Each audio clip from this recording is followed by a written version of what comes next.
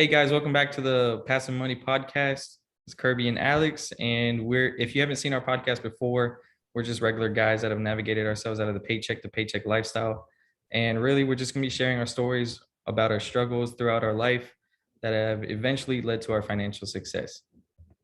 Man, we just, hoping that you get some enjoyment out of our stories, get some lessons out of our stories, life lessons, take the good with the good. Hopefully, some of the things that we talk about, you can implement them in your lifestyle and improve better financially. And with the bad and the landmines and all the crazy stuff that we did that we failed with financially, that we can just go on and I see Alex smiling. What you smiling about? We're gonna leave this all in the video. I'm just smiling because I just realized you still got the background up with you in the Oh snow. yeah. We still running Kirby's in still running the Alaska background. right now. Yeah, yeah. I'm on the ski slopes right now. Uh, but no, anyway, so yeah, hopefully the failures that we had with us financially and things like that, that you learn from our mistakes and don't repeat the same mistakes because the definition of insanity is repeating the same mistakes, expecting different results. So with that being said, starting off with the first section of the podcast, things that make you mad about personal finance. Alex, what you got? Well, we were just talking about this. Yeah. And the topic we were on was about when you start taking that first step to your financial journey, whether it's Right. paying off debt, whether it's, building up an emergency fund, whether it's starting to learn how to invest, whatever path you take, the people closest to you may not always, but can, in most of the time, be almost your worst enemy, if I can say that, because they will Yeah. be the Yeah. ones to expect something from you because they were there in your life, and they will say they always supported you, but they will never understand the true struggles. And that's why we always start the podcast with, we're going to be sharing our struggles of, that led to our financial success, because struggles in the sense of, staying up late at night, sacrificing sleep to just figure out what the best investment is, what the best trade is, studying companies, putting in more hours into investing into your financial journey than you put in at your own day job. Right. Making the Absolutely. sacrifices necessary at home, not having as much leisure time as you would like to have. Me and Kirby would both love to just have an unlimited supply of money and do whatever we want, but we understand that it takes work leading up to that. It takes investing, it takes a passive source of income to provide ourselves with that lifestyle. And the work that you have to put up front to get that kind of lifestyle, that those investments, it's a lot of work, and people will not understand that as you're taking those first steps. They won't Yeah. understand it even when you finish. Actually, you never finish taking those steps because you're always learning more and more, but they Right. won't even understand it as you've made yourself way along the way of the road. So Right. And when you come to that, and when you bring up that and say, people don't go along with you on the journey, or they see you taking the journey or taking the first steps, they don't go along with you. And then when you make it to a certain plateau, no matter what the number is, but doing better than, the people that's around you, right. they look at it as, okay, that's the person I can ask money from. But the question is why didn't you go on the journey with me? And I'm not saying that, of course, it's gonna be, I don't know, I ain't for sure, because that's what it is. Because if they, like you said, people support you, right? People gonna say they supported you the whole way. Well, if you believed in me this whole time, why weren't you on the same path that I was going? If you thought that, hey, what he was doing was going to get him to financial freedom or get him to, hey, not be able to live paycheck to paycheck, then why didn't you go on the journey too? If it was really you believed in what I was doing, that's the question. That's the question. And I understand your frustration is because you sit here and everybody only see the end result. I mean, you see people on YouTube all the time. You see people on social medias, on TV, the entertainers, the athletes, and things like that. And they always make it look like it always make it look like, oh, I got all this money and I just woke up today and all this money just showed up. People don't show that grind that it takes. Now, even with the concept of passive income, it's capital intensive and you do a lot of work up front before you can have that cash flow steady generating every week or month that's coming in passively. So when how social media things display passive income, they make it seem like, oh, you just do one thing and then you just lay asleep at night and it's all good. But the crazy thing is that's social media, and most people in social media or on the YouTubes, the audience, the subscribers, they don't see this person's everyday day-to-day life. But your family members see the day-to-day life. You calling them up and they say, family members calling you up saying, hey, let's go do this. No, I gotta do this. I gotta study. I gotta look at this report. I gotta do this. My budget ain't right to, do X, Y, and Z. So they see the grind you go through, but they still only believe what they see on the social medias and on TV saying, "Oh, you got the money, everything's all good. You should be able to give it away like it's just free, like nothing ever happened." And that's the really the most frustrating things, that you put in all this work day in and day in and day out, and then people just think that they can call and ask you for it. Not ask for the information on, hey, how did you get there? But just, hey, just give me the money. Just give me the money. And that's the thing that frustrates me a lot. And I'm just thinking of a point here with tying into that.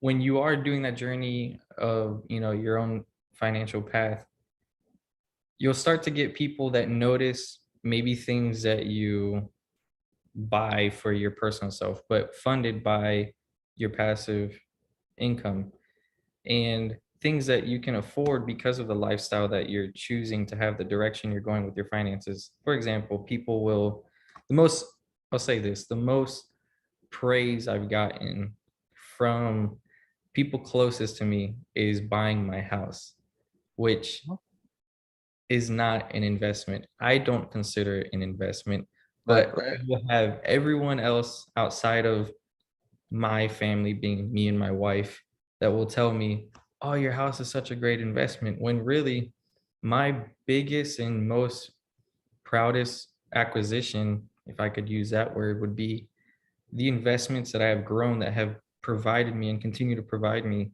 cash flow or income, and that I can use to continue to grow my wealth in the future. That's my biggest pride and joy, is those investments, not the house I live in.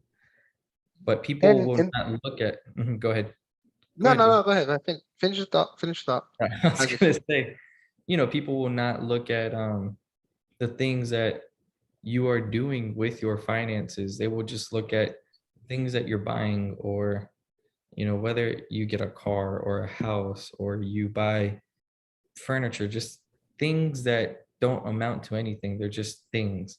They won't actually look at the lifestyle that you can have for yourself and the lifestyle that you're building for your family.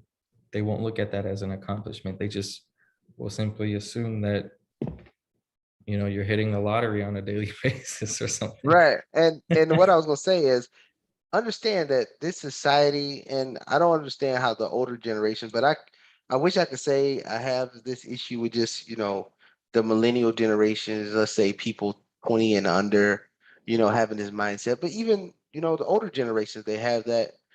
And but we live now in a microwave society, instant gratification. Everybody only thing believe money is to be spent on stuff. Right.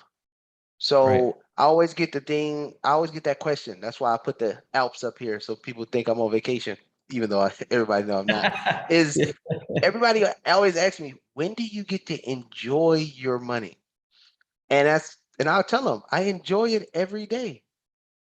Because but the thing is, what the reason why they say that is because for them enjoying money means, oh, going to the mall and blowing a bag. I'm trying to use, millennial terms here. Going to the mall and blowing money, or buying cars, just buying expensive cars.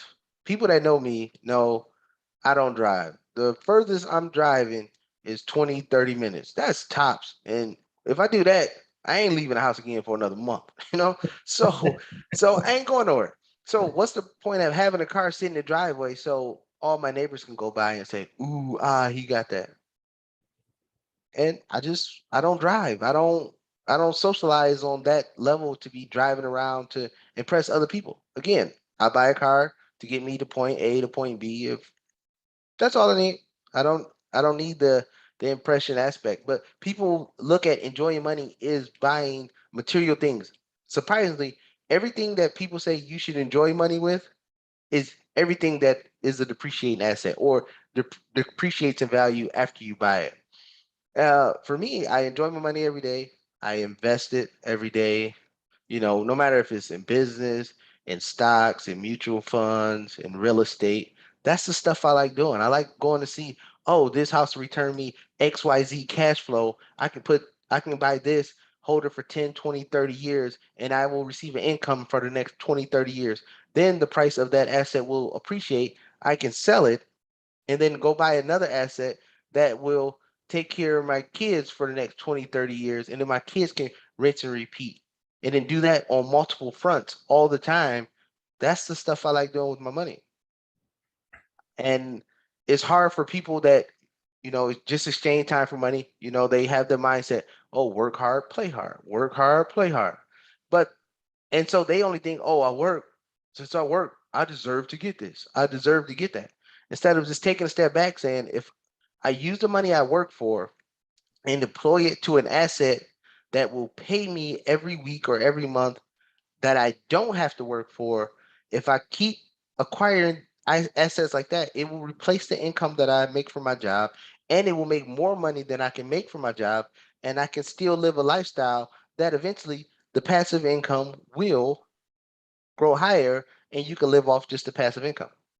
But people don't look at money in that dynamic. That's why it's a very hard thing for people that only focus on work, pay raises, and overtime to understand than people that's looking at, hey, how can I use the money that I work for to bring me money over and over again?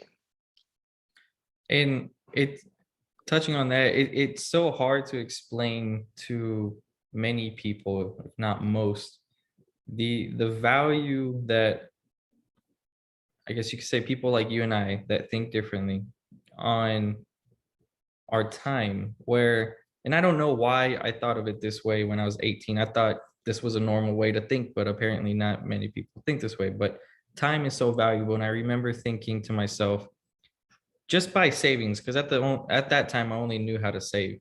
But Right. I thought to myself, well, imagine if I had several $100,000 saved, which seemed possible, then I can live off of that and just, I won't have to work. I can live my life and I would have time to myself. Now, understanding there's a difference between having cash and cash flow, where cash flow is continuous and can continue to provide you time. Now, with that though, it's so difficult to explain to people, as you were saying, when do you enjoy your money?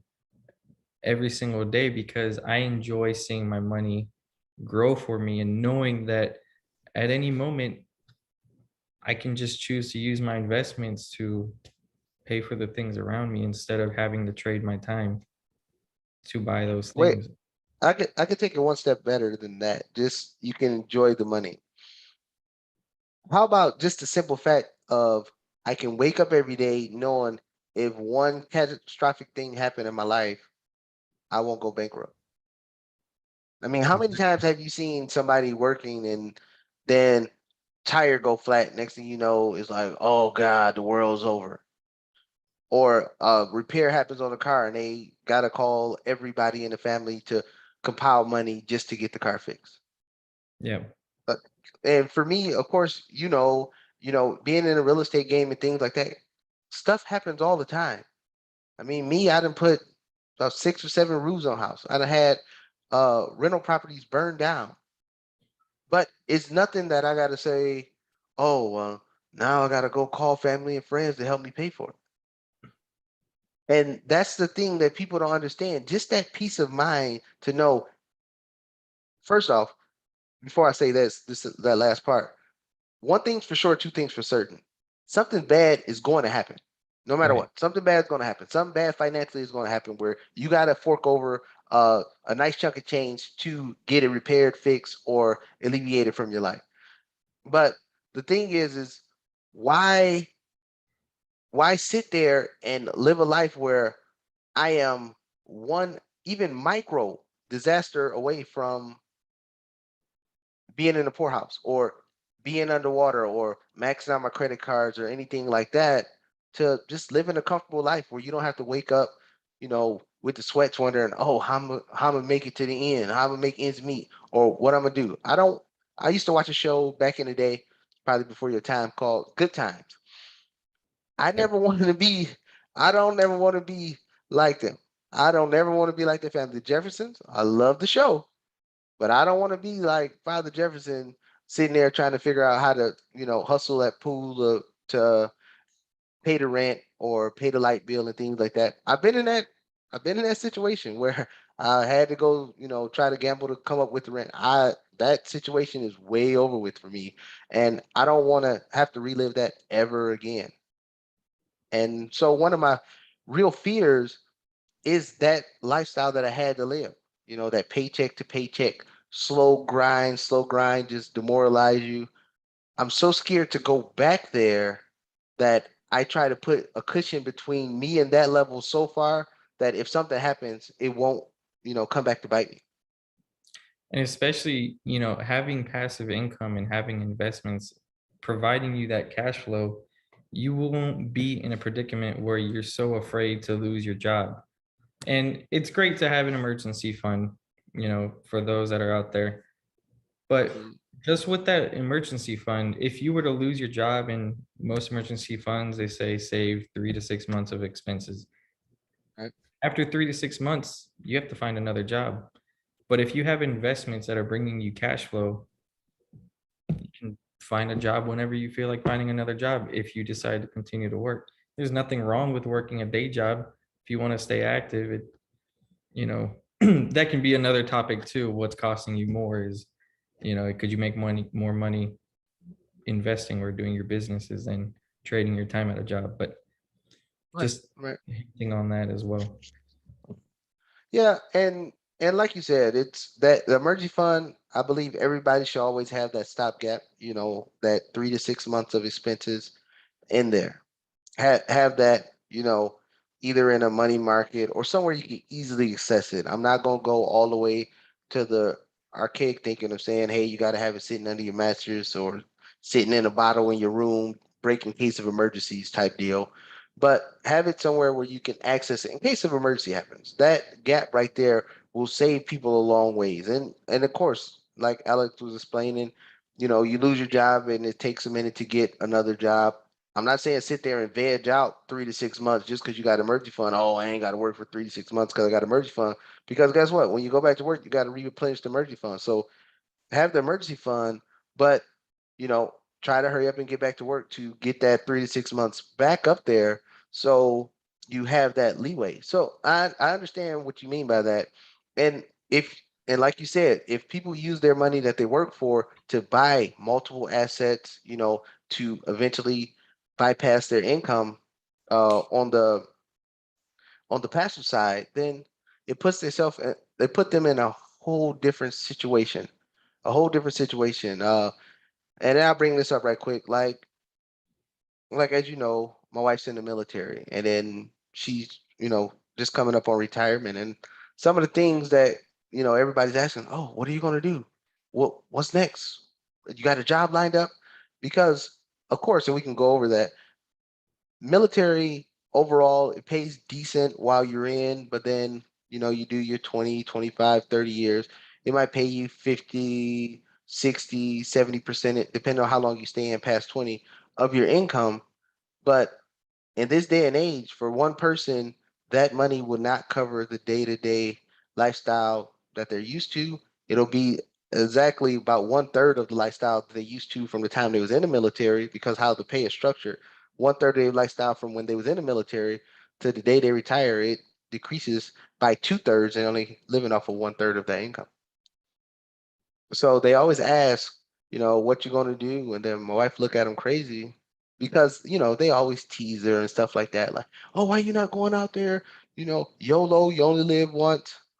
I probably look like a cornball saying all these saying all these slang sayings, but they say that the whole time, so they'll make fun of her when she be like, no, I'm saving this, investing in this, doing this, and then now her investments has put her in a position where she retires, she don't have to go out there and look for work because the money is flowing from her investments every month, paying for the lifestyle that she was used to, like she's still making the same income as in the military, but with less pay now.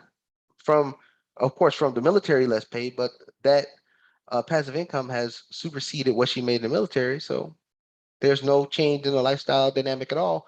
And the big difference, like you said, exchanging time for money. So now instead of her exchanging her time for money, her passive investments and the people that pay into those passive investments, they're exchanging their time for the money that she bring in. And that's a big dynamic that people need to start considering and change their brain waves of thinking.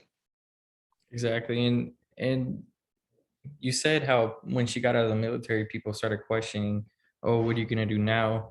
It seemed, a lot of people seem to think that the only source of income you can ever have is going to a job. But if you simply think to yourself, who owns the company or who started the company? What are they Mhm. doing that's different than you guys that are working at that company? There's different ways to provide for your life rather than just going to a day job. One of those ways Right. is investing. Not everyone has to be Elon Musk or Jeff Bezos, a big company owner, but there are other ways out there than just going to a day job to provide for your family. Absolutely. So, Kirby, on that same topic with 3 to 6 months of expenses for an emergency fund, that kind of hints back towards like the what a lot of people are familiar with, the Dave Ramsey plan. Yeah. Can you elaborate more on a previous video that we had where you spoke a little bit on that, listening to Dave Ramsey on your way to and from work in Texas and how it changed your life? Can you touch more on that in case people haven't heard of Dave Ramsey or his plan? And All right, yeah. I felt in the last video I didn't do it any justice. Honestly, that's how I felt. Um, so like I was saying, we're not gonna go over the whole story of me being gambling or whatever. But so anyway, I'll just start right there as I was leaving Killeen, Texas. So I'm leaving Killeen, Texas, and like I said, I lost, you know, lost a great deal of money. I lost all the money I had. One thing I had was probably like $3 and a half tank of gas or full tank of gas I had left in the car. I still have my credit cards though, so I could swipe. I can still swipe now. I can still swipe. oh man.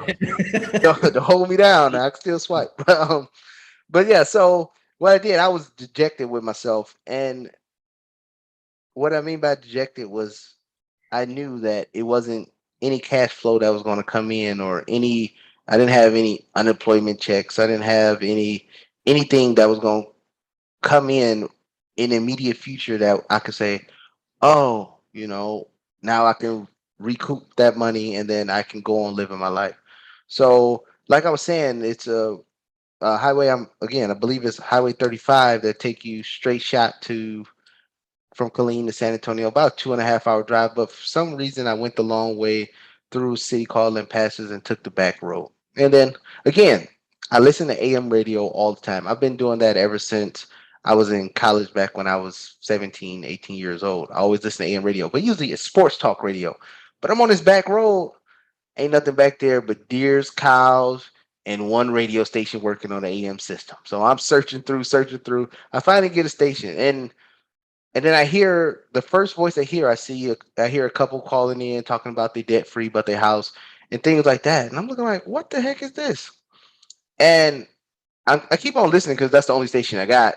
Honestly, that's why I stepped. At that moment, that's the only reason why I kept listening. 'Cause that was the only station I got. So Okay. I kept driving, listening, listening, and then other people was calling. It was a Friday, so it was debt free Friday. Dave Ramsey do that debt free Friday. They call in and talk about how they're debt free, and I'm thinking like this is a joke because it's the first time I ever heard. I'm like, this is a joke. This is an infomercial. I'm waiting for the punchline for him to say, okay, if you want to be like this, buy my book or buy my class or buy my course. And then I'm driving, it's like 3 hours long. I'm still soaking, but I'm still listening to what I'm still soaking from, my financial situation, but I'm listening to their financial situation. So I listened the whole way home, the whole 3 hours. I stayed on the whole ride. And then I get home. I really didn't think much of it after I got home. I was still just upset with myself. I get in the house. I'm wondering what the hell I'm gonna say, how the hell I'm gonna get more money, and all those things. All things going through your mind when you're broke and don't have nothing. And then the next day, and like I said, it was closer to the winter time. In Texas, it wasn't snowing, but what I mean, November, December time frame. Uh, and then I'm driving around the 14 loop in San Antonio, and I see this big billboard, and I see a white guy named Dave Ramsey, and I'm thinking like I just was listening to this thing on the radio, and then it was just showing the radio station that it was on there in San Antonio. And me, let's be honest, let's be 100% honest. Growing up, being African American black, I don't know what's PC these days, but just being a black male in the inner city, you always talk. The white man ain't gonna ever do nothing for you. They all the only thing they there is to hold you down. So when I see this big billboard, I'm like, well, how like this redneck ain't telling me nothing that's gonna help me. That's exactly what I thought. But I was so mad at myself because of the financial situation I was in. What I did was I took my frustrations out on him. So, and this is how I figured I was gonna, take my frustrations out on him. I said, I'm gonna buy because at the time it was some commercial on that because I still had it on the same AM radio station. I still Right. had it on the same radio station, and then he had some infomercial saying that he had a Christmas sale, total money makeover book, $10. So I told myself, I'm buying the book, I'm gonna read the book, and I'm gonna do everything he say in the book. And then when it don't work, I'm gonna call his radio station and I'm cussing him out. Again, I'm frustrated at myself, but I figure I gotta take it out on somebody. And then so I buy the book. Sure enough, shows up. A couple days later, we ain't have Amazon Prime then, or like a Kindle. So it took a couple days for the book to get there. Book gets there. As soon as it land on the steps, I start reading. And then it took me about 2 days to read the book. And then first I read the book and I'm looking for the punchlines. I'm looking for something to say, hey, if you really want to know how to do this, pay for my course or something. I'm looking for something for them to sell me. Because like I told you before, other failed business adventures, credit cards, and things like that, I've already been looped in like that. But I bought the book, I read it once, and then I was like, hold on. There was no catch. There was no, hey, it's something extra to do. He talked about the baby steps, talked about debt and things like that. And then so I was like, let me read this again in case I missed it. So then I read the book again. I'm like, this is actually possible. And that's all I said. This is actually possible. I wasn't on the, I'm about to do a debt free screen mode. Yeah, I said, this is actually possible. So the next thing I did, because me, I'm a creature of listening to stuff over and over again and implement it in my life. I still I still got a CD player. I still had a CD player in my car back then. I know, you got the XM radios and stuff like that. So I bought the audiobook. So I bought the audiobook. It was like this little cassette thing. It had like 4 or 5 discs in there, and I put them all because I had the CD changer. I put them all in there, and that's the only thing I would listen to. That was the only thing I would listen to. But the first thing you got to understand to hit like rock bottom and don't have nothing, people will hit there and they still want to fake it to make it look like they have something. So for me, and like I was telling you, I was in, the poker, society or whatever. So it was a lot of people that was throwing around money all the time. And I was out there with them. So, and they would always call me for games and things like that. My hardest thing to get over, because like I said, we always worried about what other people think of us. The hardest thing for me was when they text, or text or called and said, it's a game here, a game there, and I would just reply and say, I'm not going. That was the hardest thing. And then of course, I knew the next question would be, why not? You always there because I was always there, and that was the only thing that was holding me back with that burden. Like, oh man, how am I explaining? But I had a good friend. I always played at his game, and he texts me, and he know who he is. If he's ever listened to this podcast, He'll know exactly who I'm talking about. He called me and said, "Hey," or text me and said, "Hey, you got a game or whatever." And I text him back and I said, first I had to admit it to myself, but I text him back and I said, "Hey, no man, I'm about to focus on debt. I'm not playing." And then I just set the phone down because my mind is racing, My mind is racing is, oh man, he about to go tell everybody I'm broke, things like that. But he came back with the greatest reply ever. He said, "Man, I hear you. Good luck. Best of luck with it." He was no pressure, no peer pressure. "Oh man, come to the game. You can make it back or whatever." He said, "Good luck." He was like, "I salute you on what you're doing." That was like the best feeling ever. I was like, because I really didn't care. Once he accepted it, that's what I was doing, and he didn't put pressure on me, and I wasn't worried about what everybody else was thinking. And kudos to him. He never. I mean, I didn't. No. Fast forward now. We still talk, still good friends, but that right there was the thing that was like, all right, now he accepted me because that was like my closest boom coon there in Texas. That was like my closest guy, and he accepted it and he appreciated what I was doing. I didn't care what nobody else did. So for me to tell everybody else, "Hey, I'm broke. I ain't got no money," it was easy peasy after that. And then but I had to have that mindset and I had to look myself in the mirror is, hey, you're broke. You only have two choices. You can keep here faking it like you got money to impress everybody else, or you can actually realize that you're broke and fix yourself. And I chose to fix myself. And that's when I start going through the baby steps. And the baby steps in Dave Ramsey's book, I wrote them down. I wrote them on the refrigerator. I wrote them everywhere. And then that's when just, same thing, writing a budget like we talked about, listing our debts from largest to smallest, and then debt snowballing. Went and found jobs and things like that. And like I was saying, I uh, I was in the National Guard. So when you get out of the military, everybody who signs a contract in the military, it is an 8-year commitment. No matter if they sign a 3-year contract, 4-year contract, 6-year contract, it's an 8-year commitment because you're on IRR. I believe that's what it's called.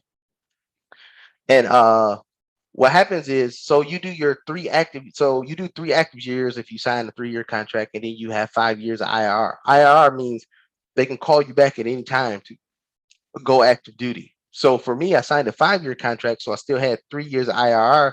But since I deployed and went to Iraq twice when I was in active duty, I didn't have to deploy again in IRR or the National Guard. I chose just to go the National Guard route so I can be around some military people because I still love the military life. And then before I got the Dave Ramsey book, I had the option to go to Iraq and I didn't take it. I was like, "Nah, I ain't going. I'm good, players. I'm gonna go. I think I'm Daniel Negreanu, Phil Hellmuth, Phil Ivey all rolled into one. I thought I was still going to Vegas and y'all was gonna see me on TV. But that's not what happened. So so the second time around came and another unit was going to Iraq. And then I was like, the only way I'm really knock down his debt if I volunteer to go to Iraq. And I've been twice. I said, worst thing that can happen, I done seen the worst. It won't get no worse than that. So I volunteered to go with the National Guard unit to Iraq. And my only mission for going was to pay off the debt. And then so I get to Iraq and every paycheck that was coming in, every paycheck that was coming in. And uh, some people might know or may know, but military folks out there, they know what I'm talking about. When you go to like combat zones and stuff, you get your pay is tax free, and then you get hazardous pay and yada yada yada. You get some extra incentives out there for it. And then so what I did was every dollar, and I just followed the baby steps. The lowest debt, I knocked it out. I took all the money that I was paying on the lowest debt. I was paying the minimum on all of them, and I was just plowing at the lowest debt. Once that debt was over, I rolled all that money and then started plowing at the second lowest. Credit cards after credit cards after credit cards.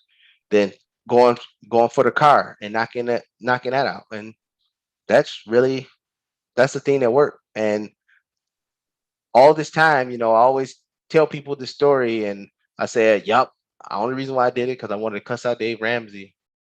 And the truth is, Dave Ramsey really saved my life. So, Dave, thanks. So that's the story about Dave Ramsey.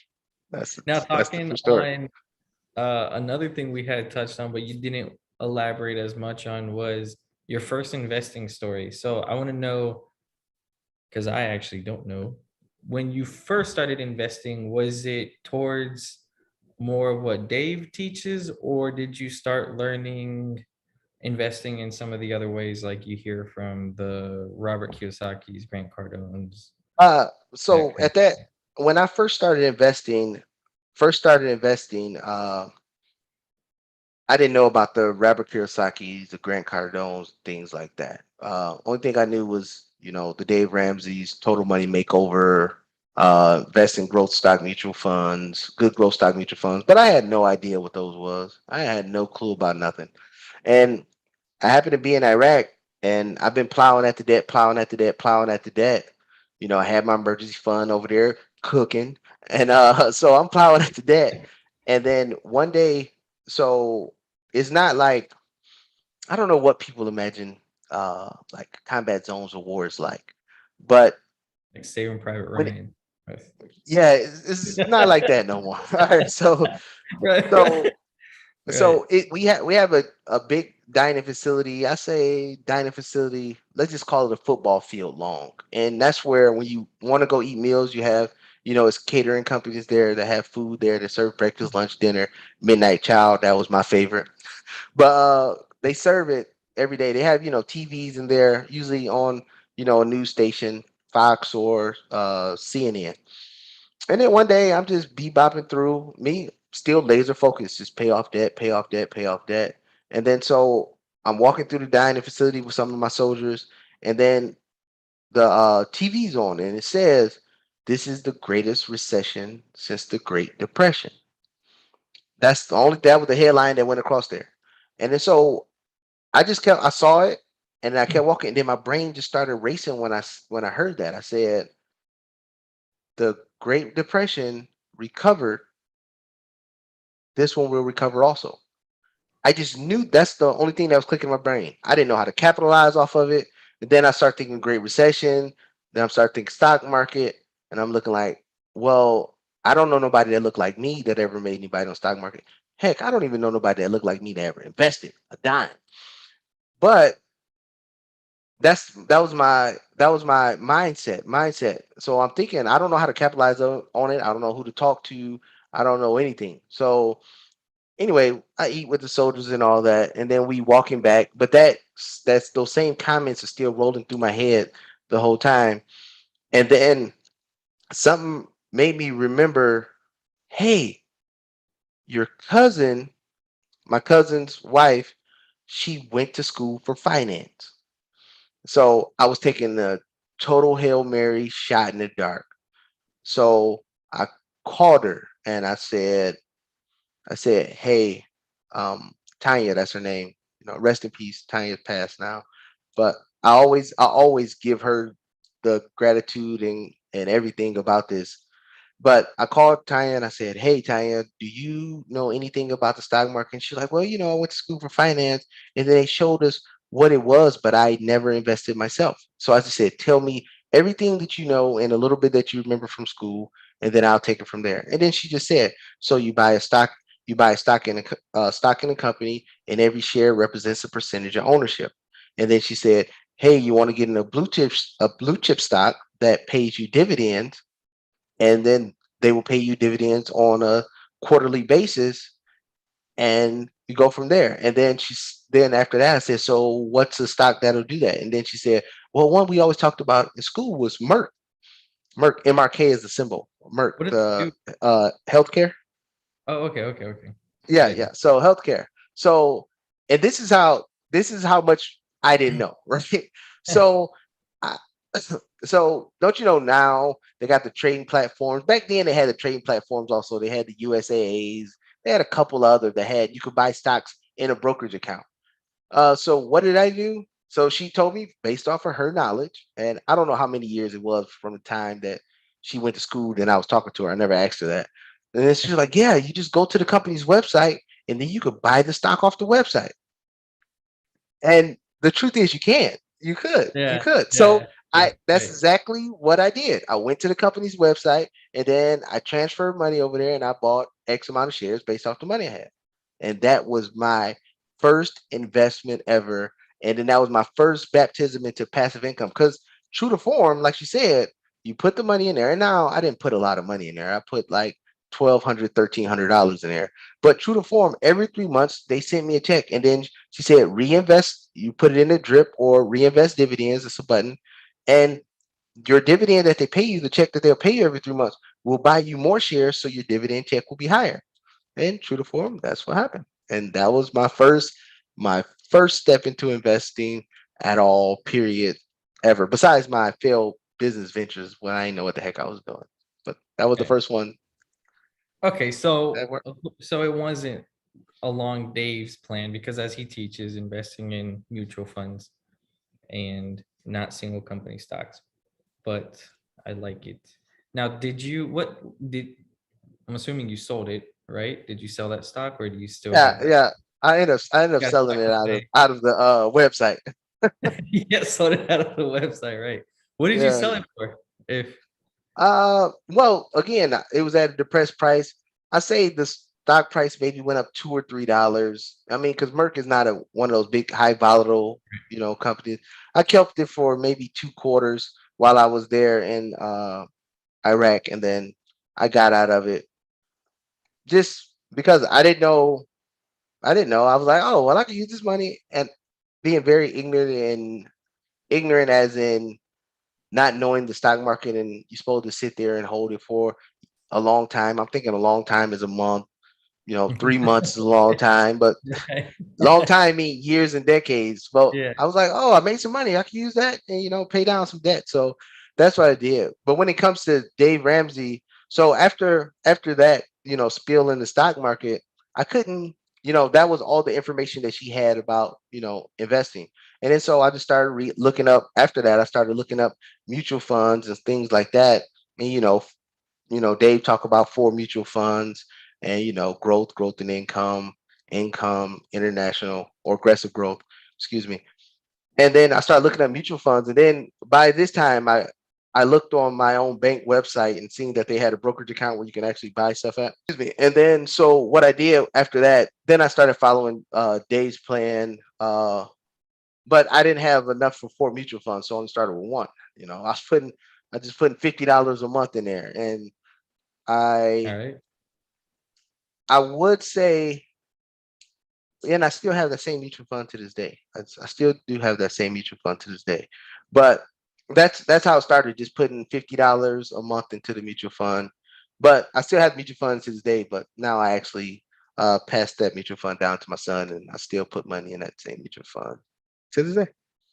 And but I did follow the plan to add the other mutual funds along the way. But yeah, that's how it all It's started. great how it can really just start like that with only putting, something as small as $50 a month. It doesn't have to be an extravagant amount because it's going to grow over time. And eventually you can get to the point where you're putting hundreds or thousands a month into your investments. Yeah, and like you just said, that really is what happened. I was putting the $50 a month in, and then I just kept doing the $50 a month. And then after I came back from Iraq, uh, I had a couple, maybe $1,200 left on my truck. Um, and then my wife, the saver that she is, she had, enough money to say, hey, well, I've been saving up this money while you was gone. Why don't we pay off your truck? So that was perfect. So now, besides the fact that I came home from Iraq and I didn't have a job, I didn't have to worry about credit card lenders calling me. I didn't have to worry about the car payment being due. So now, only thing that I was left with was just a house, but no debt. And it was a refreshing feeling. But I knew that it was something else I had to do because, again, and we can pull it up here, and I'll try to share it on my screen if I can. So people I'm about to I think I'm about to mess up a lot of soldiers' luck with girls. Hold on one second. So yeah, so I get home, and then now I'm home with no debt. No debt, but I still got this house payment. And then, my wife was in the military. But like I was saying, I think that I'm about to, hurt some people's feelings because everybody has this imagination, this wild imagination that military people make so much money. And that's far and beyond the truth. Yes, there is some incentives as far as military pay and things like that. But I'm gonna share with you my screen so you can see this. Can you see it? Yeah. All right. So you see this here, and this is the pay. This is not no secret website or anything like this. Government employees pay is, you can look it up on the internet. Just look at military pay.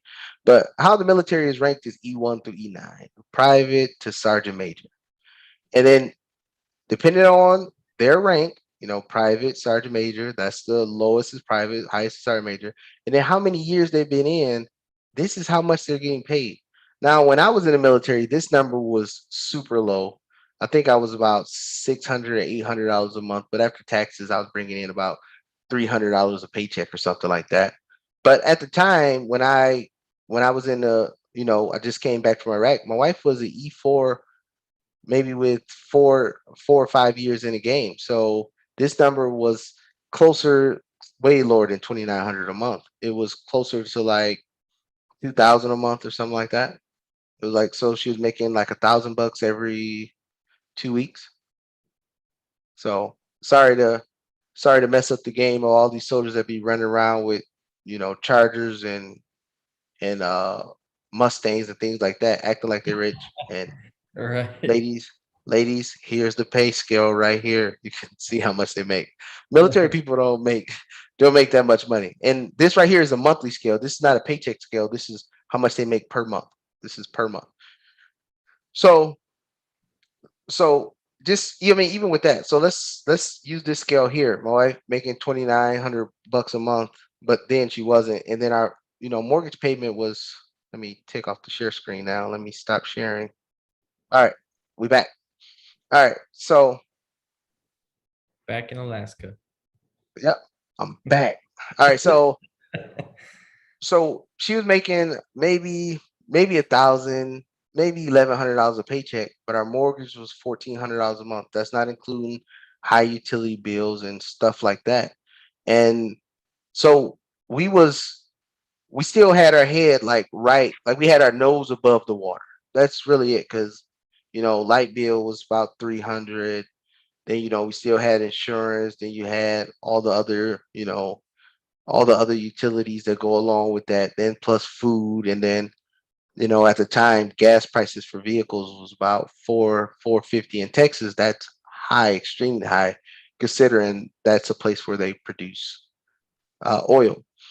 And so that's what happened. And then so I'm still doing my $50 a month, $50 a month. Like, yeah, cool. Well, I wasn't doing it. It was my wife's paycheck. I was still putting in the $50 a month, saving the calls, right? And then so after I came back, I did end up getting a job uh at a factory.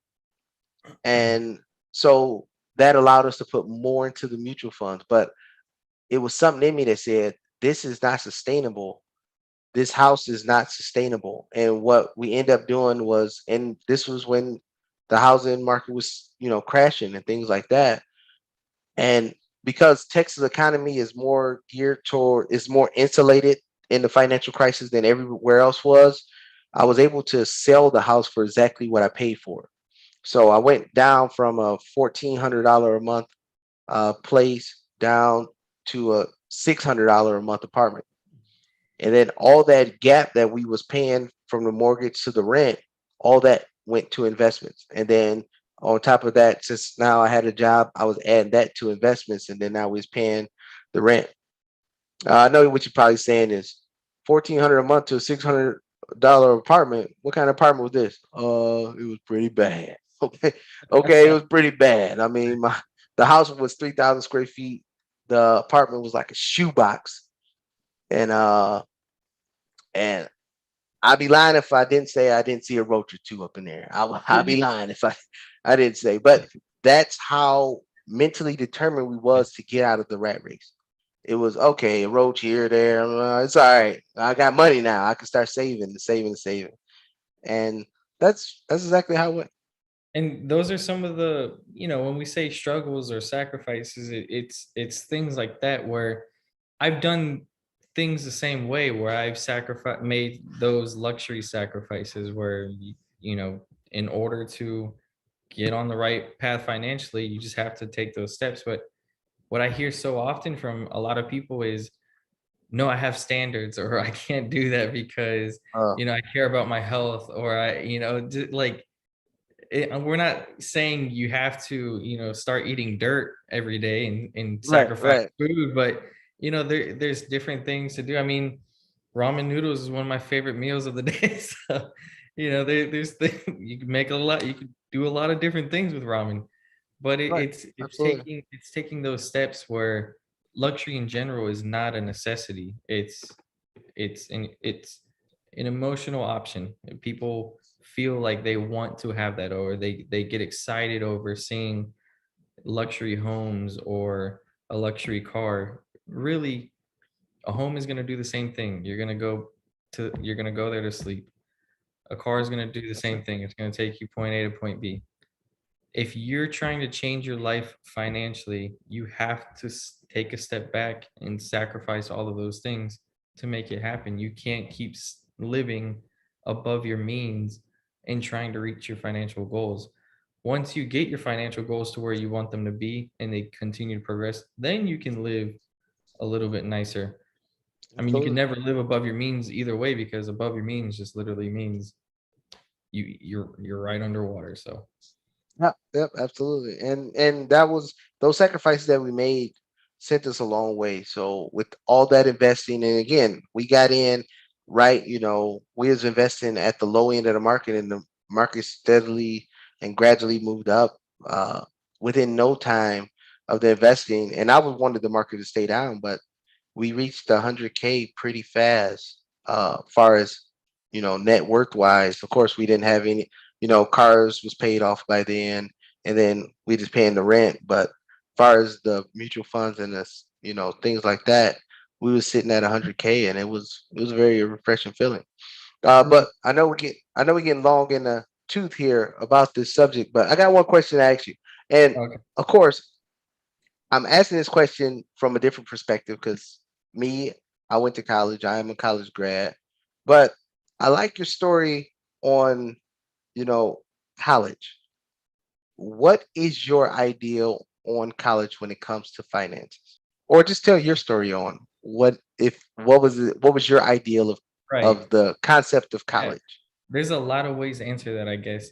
In my idea with college, I don't think college is a bad thing, but I would prefer taking the college route with grants or scholarships. When you take out debt to go to college, it almost has to be a great career path for you to actually pay that debt back. I know we've gone through the numbers, not in our videos, but separately, and we've seen how a lot of college degrees are only paying, 30, right under $40,000 when you get out Mm, of college. And then you have over $100,000 in debt. So you come out with a mortgage payment on top of your mortgage. So, right, true. it's insane. So if people would really think about it financially and not just, oh, I just want that title above my head as I went to college, I have a degree, they would be a lot better off financially. And then, I almost hate to say it, but then you start to see people like nowadays where, student loans are being, the forbearance is getting pushed back and back and back. And then people are Right, saying, oh, you need to forgive us for our loans. But you made this decision to go to college knowing you could not afford it. And right. it's And take that. so one thing Yeah, that's the reason why I asked, because I mean I've seen it pop up in the news today. Students can't afford to pay back for student loans. 91% right, said if they brought it back online today that they wouldn't be able to afford it. And then I remember the thing we talked about in class about the majors that students shouldn't go into, and then we'll right, pick this up in another session just about college itself. But I right, saw I saw that, and then you know all these majors that doesn't pay to go to college for. But one thing is, I remember you telling me something about your story, and we only have about 4 or 5 minutes left. But what was your view when it came your time when you was, graduating high school? What was that conversation like, within your brain space or within, talking to your family about going to college? What was your thought process behind that? I mean, like I said, I always, when I look back at when I got out of high school when I was 18 and all the thoughts that I literally had in my head, I think to myself, or I thought to myself at the time, that was a normal way to think. I didn't think I was thinking so extravagant beyond, my peers and everything. But the way I was thinking was, man, I would love to be a millionaire. That title sounds cool. I think it's achievable. And obtaining that, I can have more freedom in my own life. I can have more control over my own life, not being a slave to a job or something. So if I take the college route and I don't have any grants or scholarships, I'm gonna go like a negative $120,000 in debt and I'll have a negative net worth. So why don't I just start continuing with my business, start working and building up cash and building up, investments, and then I can have a positive net worth getting closer and closer to my goal. So it was really just I had that goal of that psychological idea of becoming a millionaire, and I was very dedicated towards that. I would have liked to go to college for uh, psychology, which is funny because that was one of the degrees that was actually a lower paying salary, but I Right. didn't have And any. yeah, Yeah, not to yeah, cut you off, but psychology degrees, they don't tell you until you get into the major that you can't get a job with a psychology degree unless you have a master's. So yeah, right, so that's just more dead on add on top of right, that. But sorry right, for cutting you off. exactly. No, no, you're fine. No, but exactly, and I just simply didn't take that route because I knew I would have to pay for it. And the title of, "Oh, I went to college," it didn't make sense to me. I kind of weighed it out as like, what title sounds cooler? And I'm 18 at the time. I'm like, would I rather be a millionaire or say, "Hey, I went to college for psychology"? So Right. let me try this There it one. is. There it Yeah. is. And it was really also, I had a lot of older peers, family friends, family members, things of that sort, saying, you're too smart to not go to college. You can go to college to learn investing. You can go to college for business. And then come to find out later on now, the people going to college for investing in finance or business are just employees of those companies. They don't understand how to run their own company or to invest for themselves, but invest for other companies. And so it was really just me also wanting to prove to people I don't need college. College doesn't always have to be the route to go. Now, if you want to be something that legitimately requires a college degree, a surgeon or engineer, the world needs people like that, and by all means, but that wasn't what I wanted to do. I was just financially motivated, and I knew the quickest route to my financial goal was skipping the college path. Okay. Right. And we got about another 60 seconds. So question I gotta ask is, so when you came to that decision that you wasn't going to college route, just a family in general, how did they take the news of you saying no, I'm not doing that? It was kind of pushed off, and if my family watches this, they're gonna know who I'm talking about. But I have a family member and very proud of him, very happy for him, but he is taking the surgeon path. So his decision in going that route, becoming a surgeon, was glorified in my family. Like, oh, look at what he's doing. So when the rest of us didn't go the college route, it was kind of just like, oh, just another one not going. So college was very like a holy grail in my family. Like, oh, if you go to college, you're amazing. And little background on me, this is speaking on my mother's side, Puerto Rican. So my family being Puerto Rican, they're from the countryside in Puerto Rico, which is like, you learn how to grow bananas and plantains. So, Right. there's no like college path. So it was, our grandparents looked at that as, that's the route to excellence. Now with my mom, I never got um that pressure of, oh, you have to go to college, which I'm thankful for.